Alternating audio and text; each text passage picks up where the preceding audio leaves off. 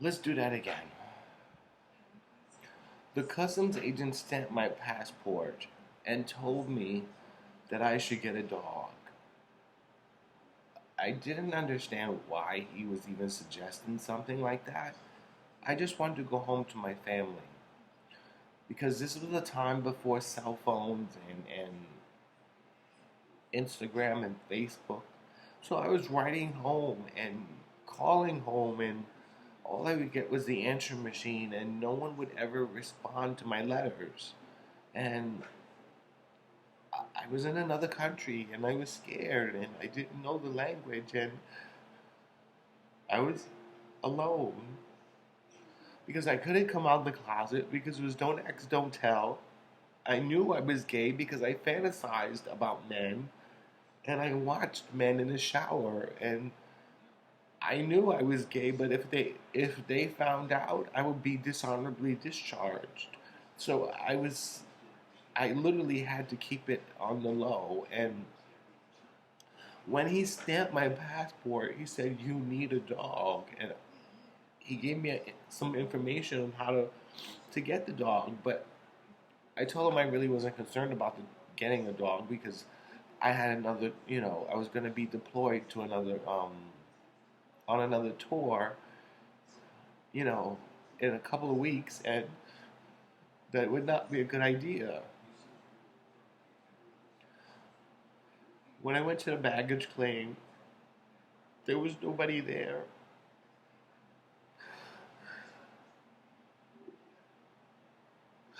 I thought that was very rude. I felt so angry. I didn't mind it though because that was my expectation of my family because my family was so dysfunctional, and they were so happy that I was leaving to the army because I was essentially that bastard child. I was that child that nobody wanted, and I was always ignored, and no one listened to me then, and no one listened to me now, and I I was constantly being bullied, harassed, and jumped, and being truant from school when my other brothers did the same, but they weren't actually. My mother never actually called the police on them, the truant police, because at that time when someone didn't go to school, you were arrested and put into a detention center, which was essentially like jail until school was over, and then you would go home. And I don't know how in the world they would think that that would be the solution to the problem, because you were putting someone in a dangerous environment where there was no education. We were stuck in a cafeteria type setting, and people were throwing food, and there were food fights, and people actually fist fighting, and these are these are kids who belong in jail in my perspective. And here I am put into this situation that I don't belong in myself. And so the mixture of us was not a good mix, and I was subject to more abuse and more harassment and people making fun of me and jumping me, and I was so scared to even go to a truant officer, and I never understood why my mother would put me through that, and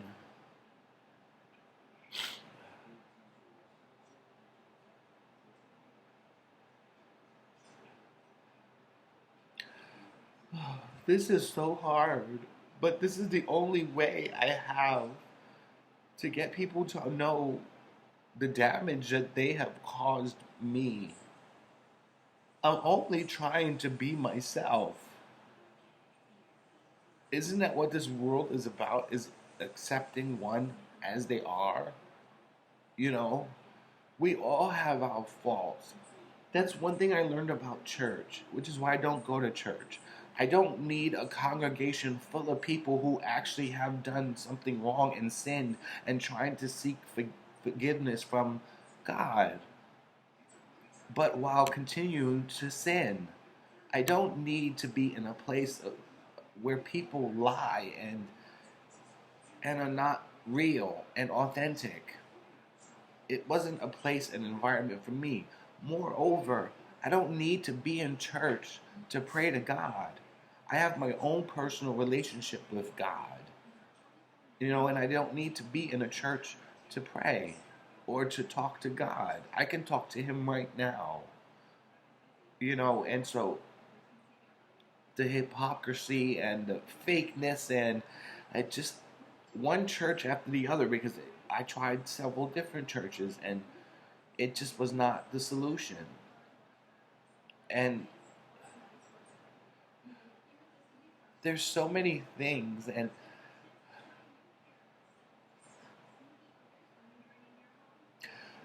when I came home, I went to church because when I came home, there was no home. After seeing that no one was there in the baggage claim and being really disappointed, I was really irate and angry. Like you couldn't greet me at the baggage claim, so I sent letters. You knew I was coming. When I knocked on the door, different people were living there. And I wondered why. It was like, where's my mother? Where's my stepfather and my brothers and sister? Where's my family? Apparently, my mother, my father, my grandfather, and uncle all passed away while I was gone. To this day, I don't know where their bodies are or where they're buried, or even if they are buried. I don't know anything because the siblings that I do have that are alive don't want anything to do with me because of my sexual orientation. So I'm essentially alone, and it was hard because suffering a great deal of trauma like that and having no resources to understand the magnitude of that situation made it even worse. So, having this long-standing history of abuse and neglect and starvation as a child, and then having to go into the military and couldn't be myself as a gay man, and then coming home to absolutely nothing, I had to get a dog. Thankfully, I actually was able to bring him with me on my next deployment, because he was so small. In fact, he was so small when I came home and was retired from the military after serving 10 years. I was homeless. I didn't know why they were returning me home or why they wouldn't let me stay on a military base until I got myself situated, but they essentially gave me the boot, and I was honorably discharged, so there was nothing negative, or I was not dishonorably discharged. I didn't do anything wrong. I was not penalized. I just retired. My time was up.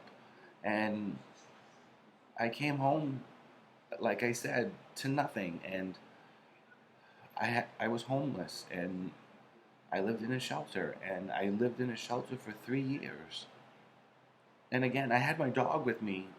I named him Bill Clinton because Bill Clinton was my commander-in-chief when I served. And I was able to take him with me inside the shelter without the administrators knowing because he was so small. And every time that he would bark or something like that, I would try to calm him down.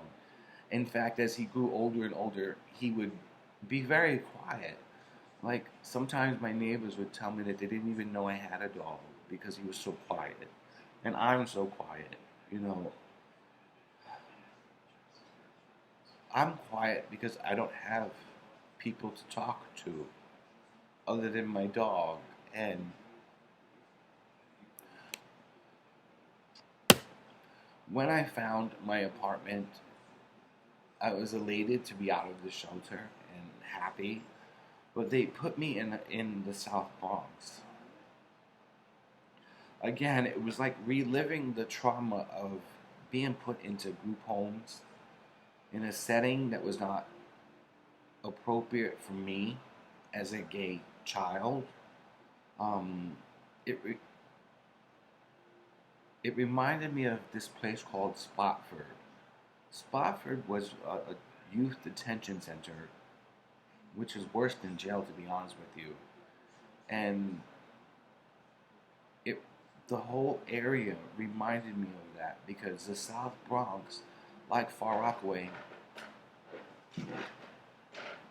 was surrounded by projects. And my very first night in my apartment,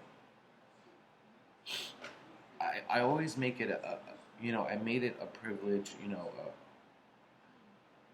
something that I do every time I move into an apartment, as an anniversary or a new beginning.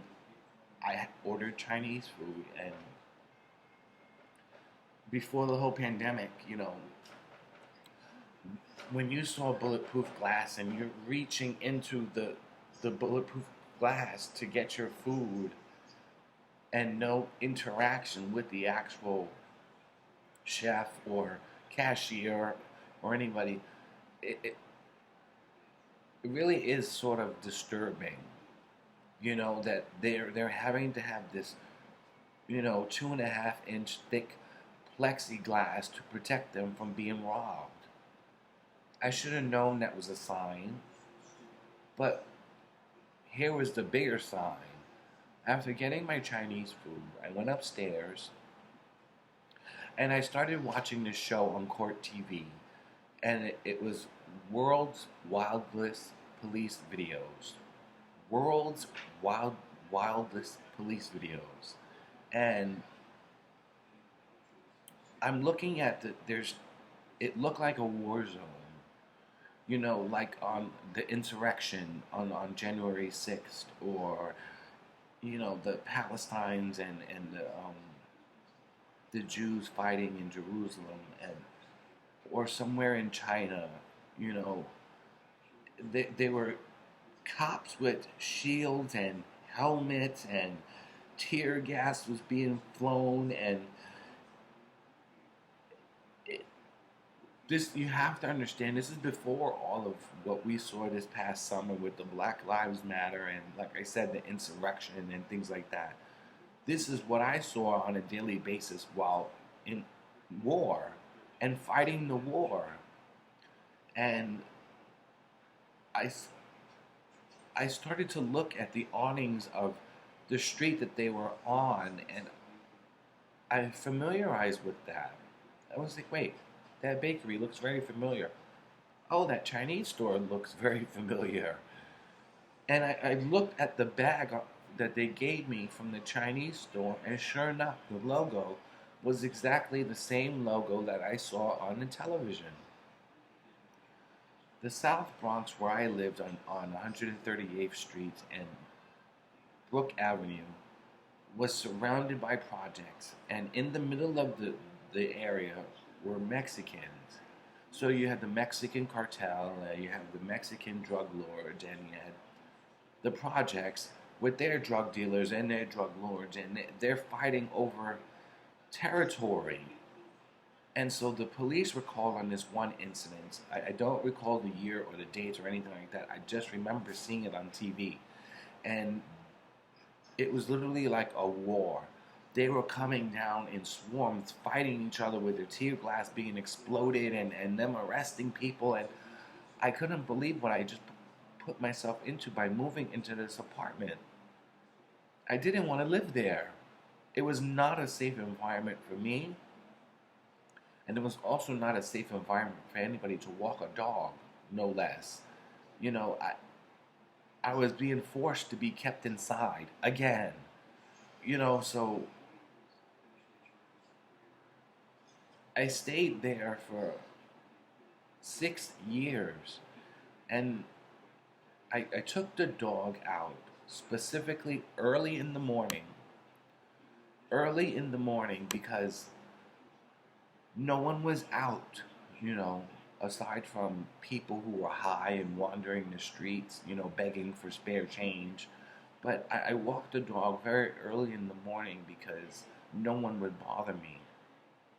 When I did choose to walk him in the afternoon or at night, people would want to kick him and chase me down the street and harass me in front of the police station, mind you.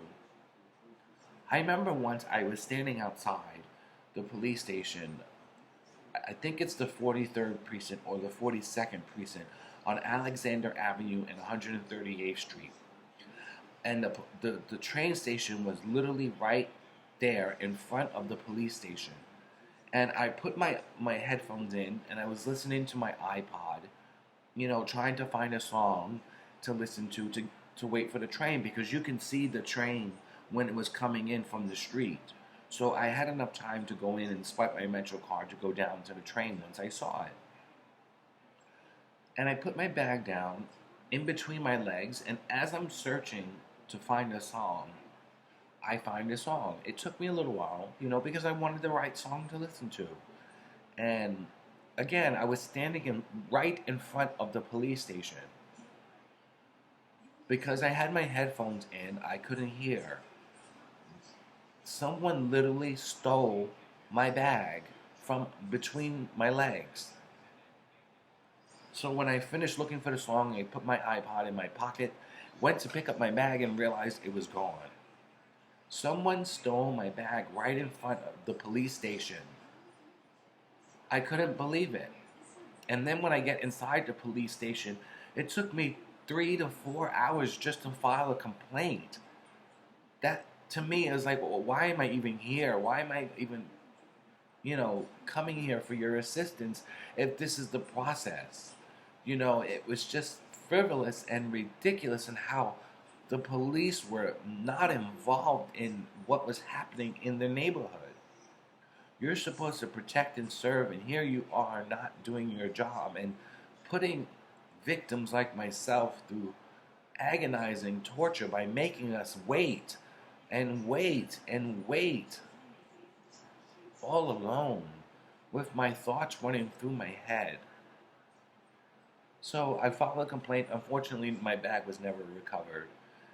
And like I said, I lived there for 6 years and I hated it, but I had to move and I had to save enough money from doing porno movies while I was waiting to be enlisted into the police academy. So I had to make some type of income. You know, I had an education, but my education was not recognized in civilian life.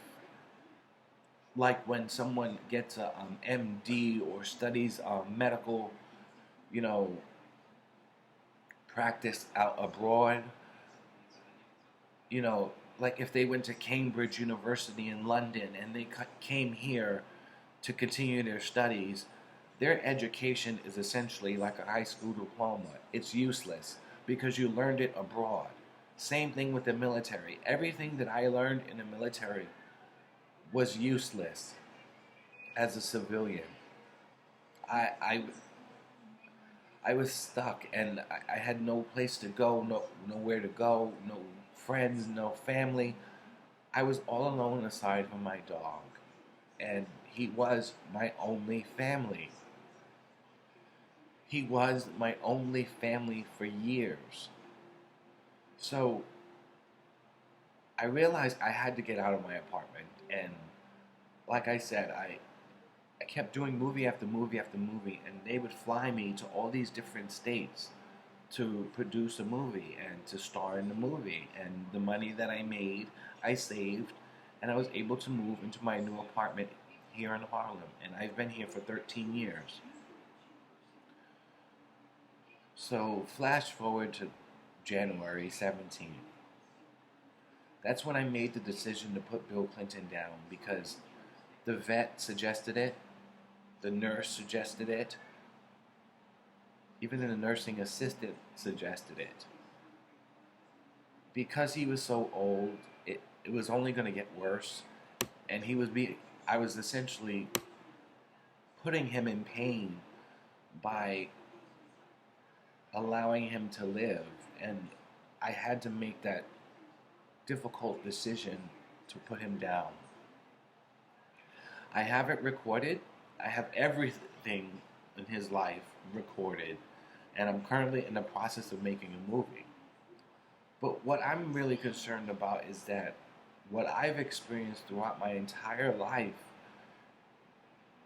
the fact that nobody listens or nobody likes me or nobody wants to know anything about me or my family doesn't want to interact with me and essentially are estranged for the duration of time that I had my dog. My dog was 21. I have not interacted with my family in 21 years. I find it so ironic, too, that the war is now over and the troops are coming home. The very same war that I fought in, the very same war was happening when I adopted Bill Clinton. 21 years. 21 years. It's a very long time. He was my only family. People can't comprehend that.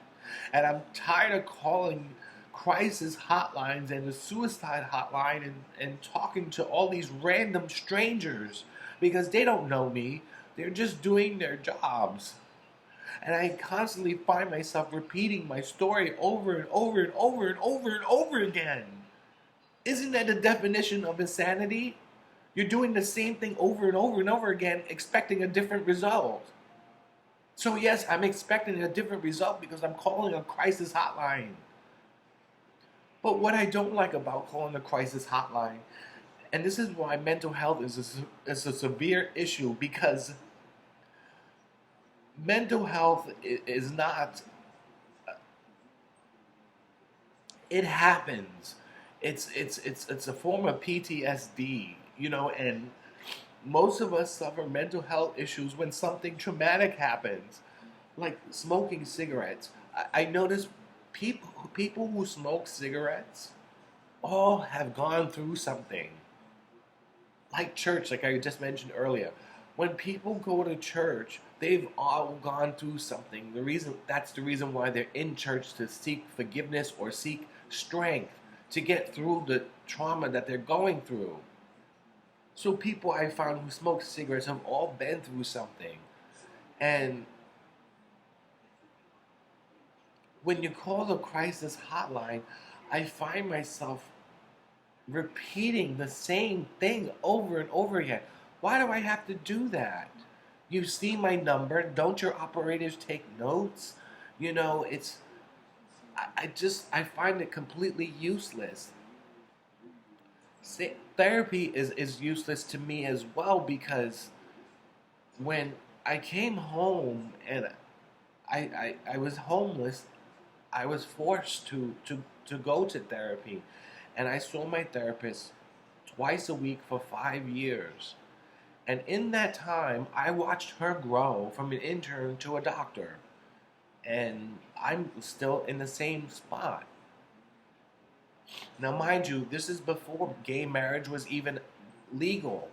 So, being gay was sort of a sin still, and an abomination to God and Christ, and was not accepting at all. And it was very difficult to even say that you're gay because you were automatically stigmatized. Let alone the fact that I was a porn star. That would just checked off everybody to want to avoid me, and